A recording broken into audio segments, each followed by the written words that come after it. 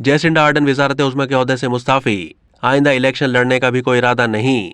New Zealand की वजीर आजम Jacinda Ardern ने मुस्ताफी होने का ऐलान कर दिया। अपने बयान में उन्होंने कहा है कि आइंदा इलेक्शन लड़ने का कोई इरादा नहीं।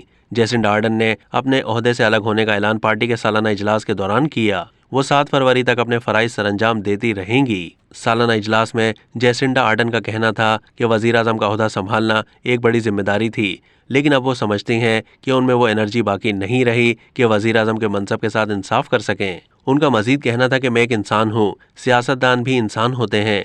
जब तक हम कुछ कर सकते हैं तो हम अपना सब कुछ देते हैं। फिर एक ऐसा वक्त आता है जब आपको इन सब से अलग होना पड़ता है। ये मेरे लिए एक बेहतरीन वक्त है। वजीर आजम जैसिंडा आर्डन ने कहा है कि उन्होंने मौसम गर्मा के वक्फे के दौरान इस बात पर गौर किया था कि आया उनके पास वजीर आजम का मनसब जारी रखने की तवानाई मौजूद है, लेकिन अब वो इस नतीजे पर पहुंची हैं कि ऐसा नहीं है।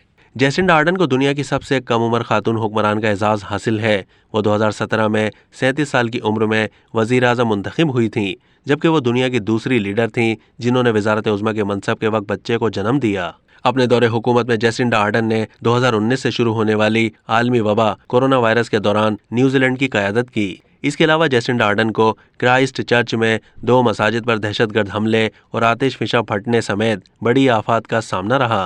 न्यूजीलैंड में आम इंतखाबात रवां साल अक्टूबर में होंगे।